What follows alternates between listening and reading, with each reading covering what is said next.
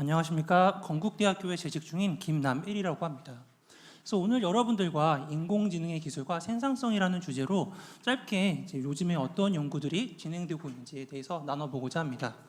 앞서서 너무 이제 여러분들이 잘 발표해 주셔서 제 발표가 참 재밌게 들릴지 잘 모르겠네요. 그래서 이제 오늘 주로 할 내용들은 이제 생산성과 인공지능, 그리고 인공지능이 어떻게 사람의 생산성을 향상시키고 있는가, 이 내용이 거의 전부일 것 같습니다.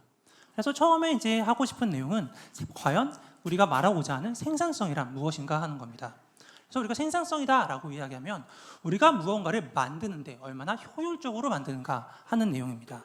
즉 우리가 만든다는 것은 우리가 만들기 위해서 어떠한 투입 그리고 어떠한 인풋이 존재하고 그 인풋 대비 얼마나 많은 결과물을 얻을 수 있을까 하는 겁니다.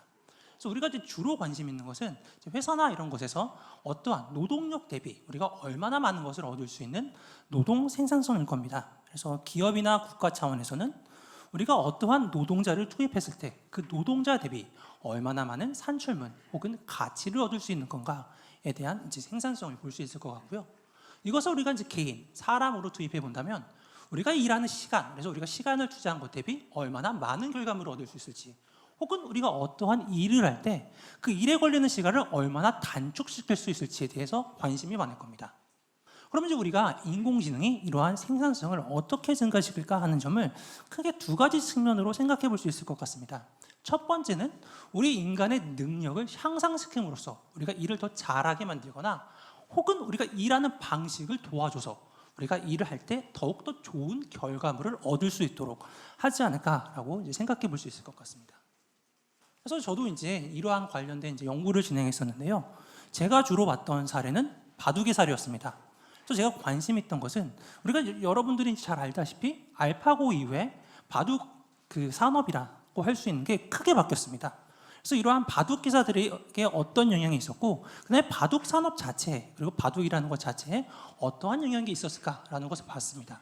그래서 알파고 이후에 제가 이제 보았던 것은 알파고 등장 이후, 그다음에 이러한 인공지능을 쓸 수 있게 된 이후에 바둑 기사들이 이제 의사결정 혹은 이제 착수를 하는 이러한 잘하는 착수점이 30% 정도 향상했다. 그래서 인간의 능력이 향상됨을 보였고, 그다음에 이게 또 아까 말했던 것처럼 우리가 일하는 방식을 잘하게 되려면 우리가 일하는 어떻게 일을 해야 되는가, 그리고 여기서 우리가 알 수 있는 지식들이 무엇인가라는 게 증대되면 우리가 더 잘할 수 있을 겁니다.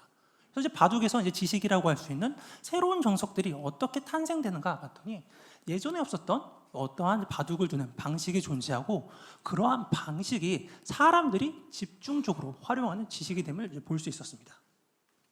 근데 아무래도 우리가 이제 3, 4년 전만 해도 혹은 이제 우리가 5년 전에 인공지능을 이야기하면 뭐 알파고 이야기를 많이 했는데요. 아마 이제 오늘 강연 다른 것들을 들으셔도 이제 이런 알파고 이야기하시는 분들은 아무도 없을 겁니다.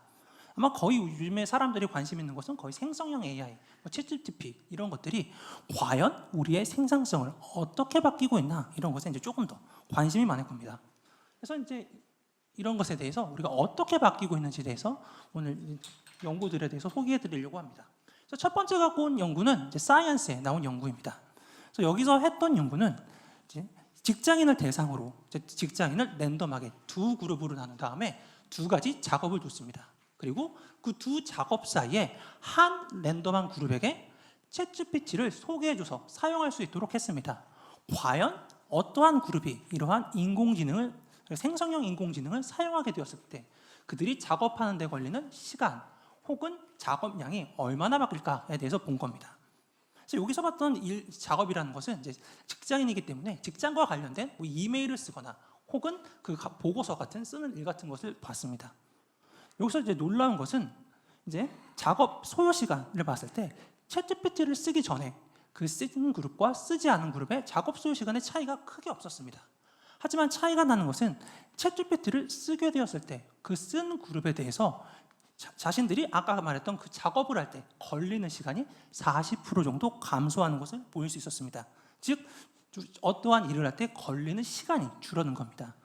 또 하나 이러한 이제 글쓰기에 얼마나 좋은 글을 쓰는가 글에 대한 평가를 해봤더니 인공지능을 쓴 그룹에 대해서 그 글의 품질 자체가 굉장히 향상되는 것을 볼 수 있었습니다. 즉 우리가 시간을 줄여주고 그 다음에 더 좋은 가치를 만듦으로써 어떠한 사람이 일하는 방식에 의해서 생산성을 증가시켜주는 것을 볼 수 있었습니다.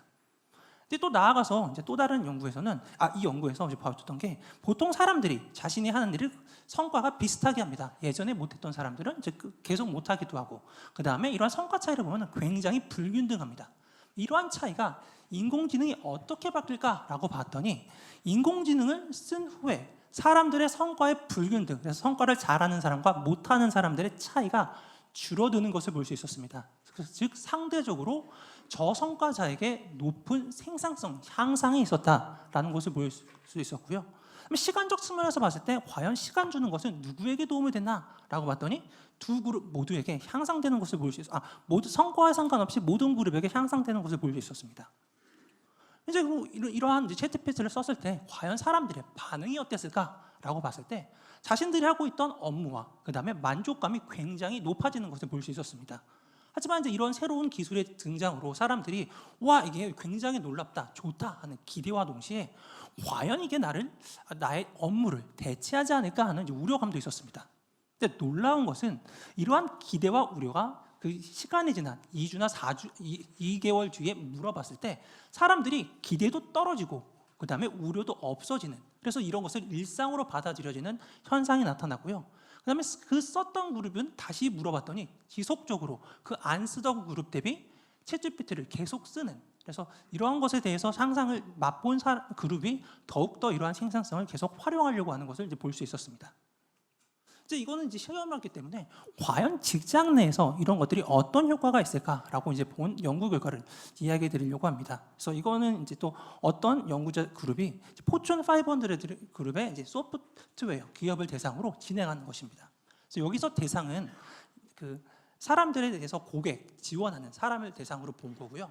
그럼 이 사람들이 썼던 AI는 고객과 상담하면서 그 목소리를 AI가 듣고 여기서 이제 어떤 대답을 하면 좋을지, 그리고 관련된 매뉴얼이 있으면 어떠한 매뉴얼을 보면 좋을지 이런 것을 알려주는 AI였습니다.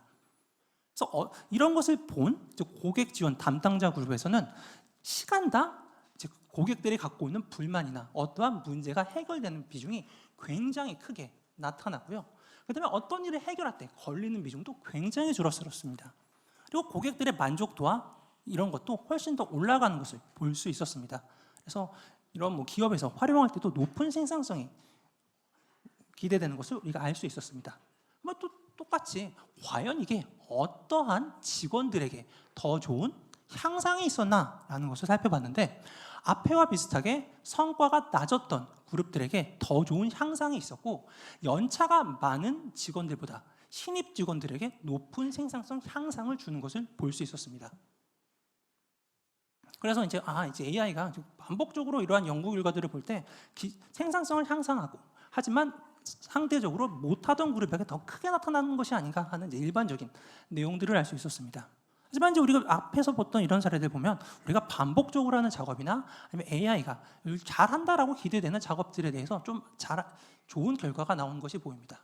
이제 우리가 또 이제 인공지능을 활용할 때 좀 쓰고 싶은 게 남들이 하지 않는 무언가의 독창적인 것을 만들고 싶은 이런 것을 할 때 과연 이러한 효과가 어떻게 나타나는 것인가 하는 것도 있고 단순한 이제 측면을 시간이 줄어든다 이런 측면 말고 조금 더 다양한 측면, 얼마나 내용이 참신한지, 그리고 이게 과연 우리가 실질적으로 기업에서 써먹을 만한 아이디어인지 혹은 가치가 있는 측면인지 우리가 살펴보자라고 한 겁니다.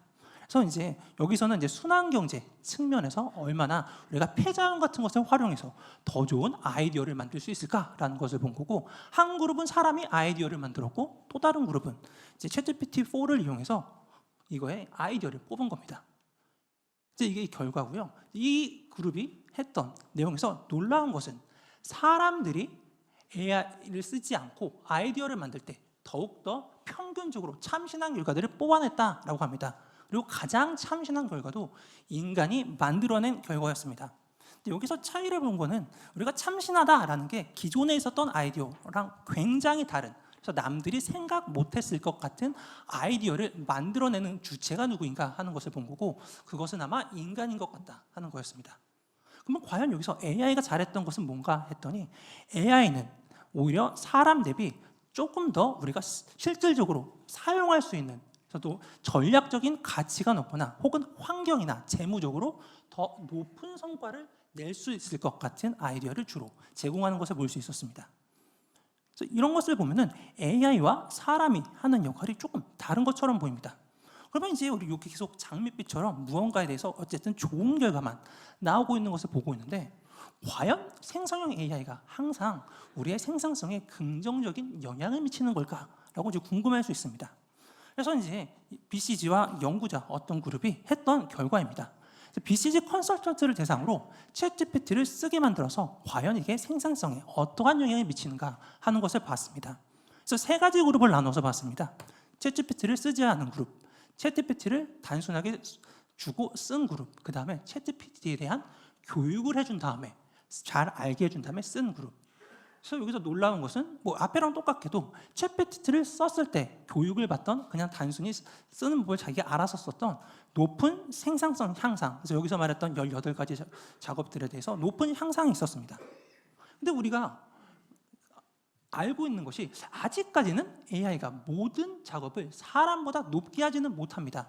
뭐 실무적으로도 이제 사람들이, 업계의 사람들도 아직까지는 못하는 분야가 있다라는 이야기를 하고, 학계에서도 어떠한 전략적 의사결정 같은 것은 AI가 사람보다 떨어지는 경향이 있다라고 했습니다. 즉 어떠한 일을 봤을 때 사람이 봤을 때는 다 동일하게 수월한 결과물을 얻을 수 있을 것이라도 AI가 봤을 때는 자기가 더 잘할 수 있는 업무가 있고 상대적으로 인간 대비 못하는 업무가 있다라는 겁니다. 그러면 AI가 잘하는 업무와 못하는 업무에서 챗GPT를 사용했을 때 과연 어떤 결과가 나올까라는 것을 살펴봤더니, 놀랍게도 AI가 잘하는 측면에서 우리가 AI를 활용했을 때 사람의 생산성이 향상되는 것을 보였지만, AI가 못하는 것에서 우리가 인공지능을 활용했을 때 오히려 생산성이 떨어지는 것을 보였습니다. 즉 인공지능이 양날의 검처럼 활용될 수 있다라는 겁니다. 그럼 이런 양날의 검이 어떨 때 더 도드라지게 나타나나라고 봤더니요, 저성과자가 인공지능을 사용했을 때 인공지능이 잘하는 업무에 인공지능을 활용하면 생산성이 더 극명하게 향상됐고, 인공지능이 못하는 분야에 그 인공지능을 활용했을 때 저성과자에서 더욱더 부정적인 효과가 나타나는 현상이 있었습니다. 그리고 인공지능에 대해서 교육을 받았으면 이러한 부정적인 효과가 더욱더 크게 나타나는 결과도 있었습니다.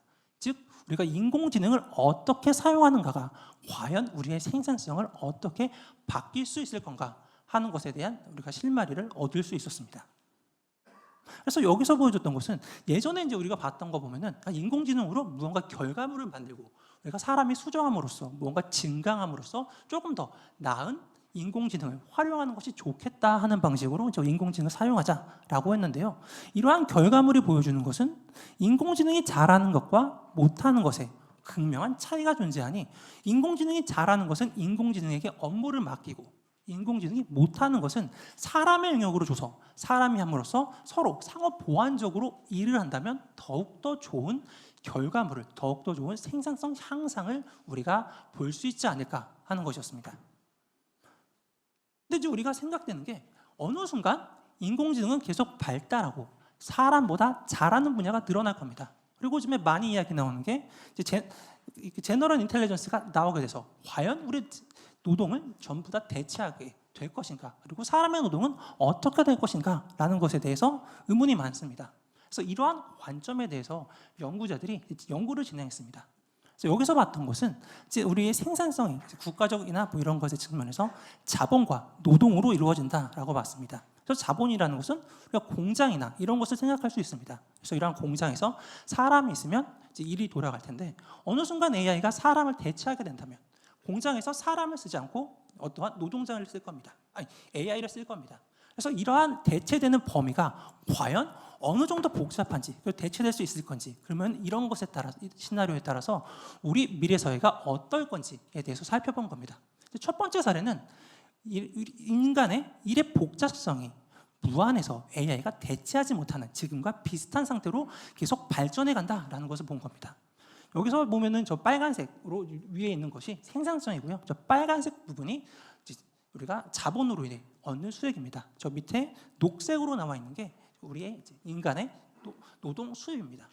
우리가 이제 지금과 같은 현상으로 계속 간다면, 그리고 AI가 인간의 노동력을 완벽하게 대체하지 못한다면 아무래도 우리의 인간의 노동력은 계속 가치가 있을 것이다 라고 봤습니다. 하지만 20년 내에 완벽하게 대체된다면 저기 있는 가운데 시나리오처럼 인간의 노동력의 가치는 쭉 20년쯤에 떨어지고 하지만 자본이 AI를 씀으로써 생산성은 계속 발전해 가서 자본의 수익만 커지는 것을 봤습니다. 이게 더 짧아지면 이러한 현상이 더 짧아지게 될 테고 세 번째처럼 아니면 더 늦게 된다면 이러한 시점이 더욱더 느려지는 이러한 상태로 갈 거다라고 봤습니다. 하지만 과연 우리가 생각할 때 항상 이런 식으로만 갈 건가? 뭐 이 AI가 계속 발전해 가겠지만 그래서 AI가 사람보다 더욱더 잘하는 것 분야가 늘어나겠지만 뭐 앞에서 이야기했던 것처럼 특정 부분은 여전히 사람이 잘하는 부분으로 남아 있을 수 있겠다라는 이제 이야기들이 나오고 있습니다.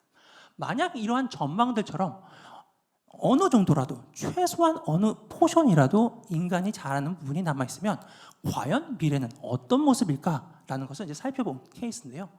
이제 여기서는 이제 5년쯤에 우리가 AI가 사람의 많은 일을 대체한다라고 가정하고 하지만 거의 다 대체하지만 못하는 부분이 남아있는 포션을 본 겁니다.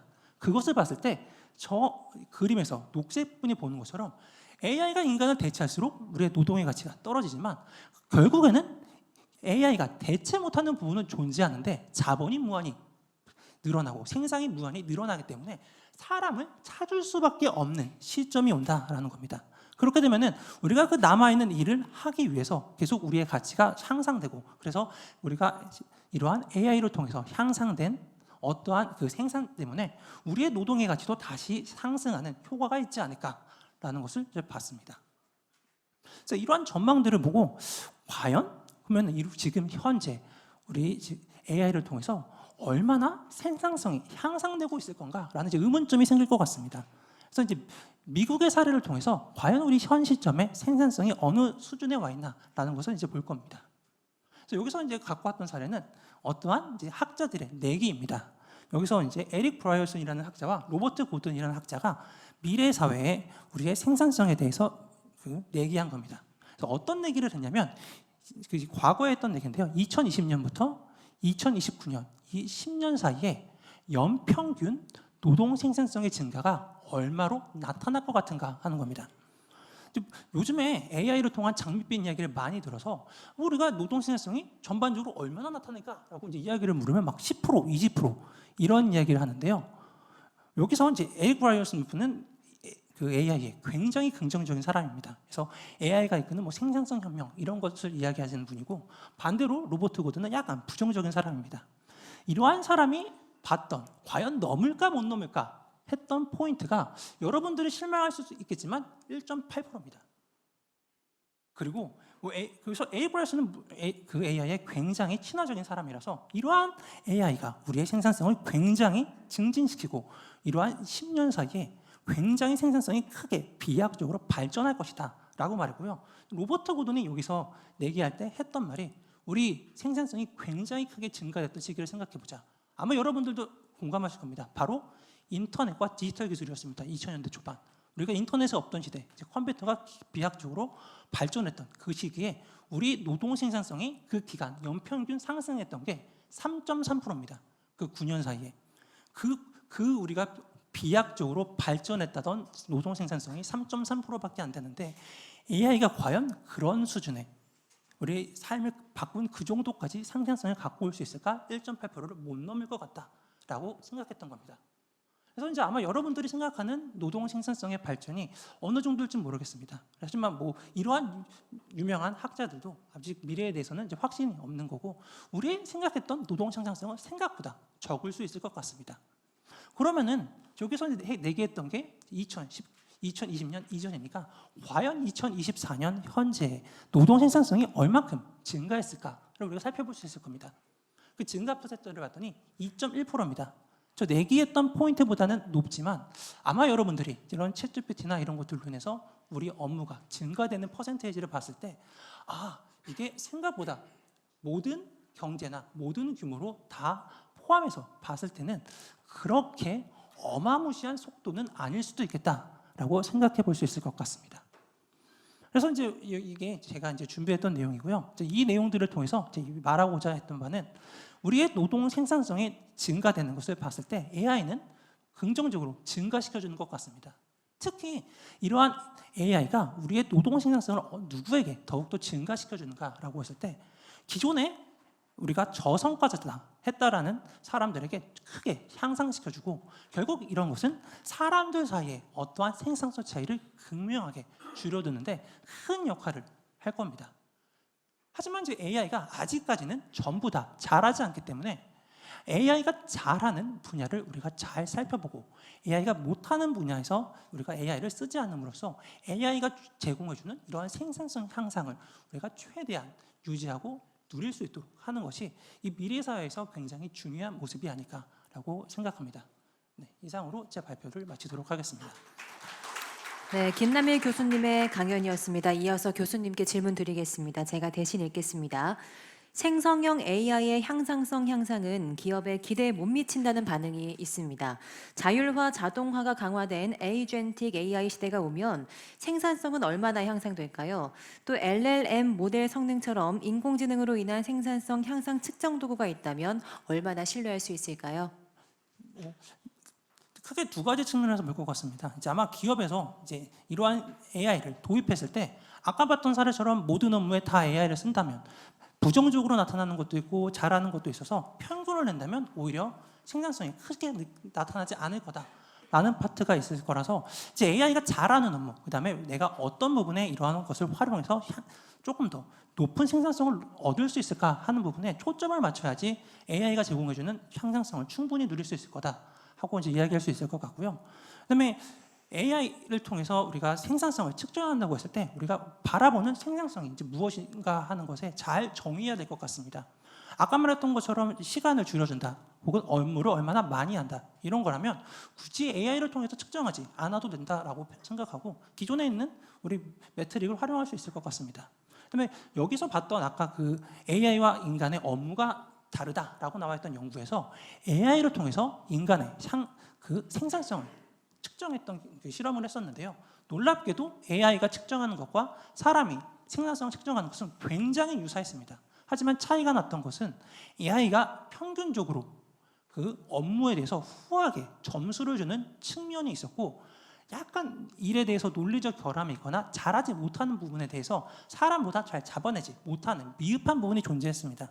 뭐 이런 부분은 미래에는 나아가겠지만 아직까지는 생산성 측정에 있어서 AI보다는 사람이 조금 더 뛰어나지 않나 하고 생각할 수 있을 것 같습니다. 네, 답변까지 잘 들었습니다. 훌륭한 인사이트 나눠주신 교수님께 다시 한번 큰 박수 부탁드리겠습니다.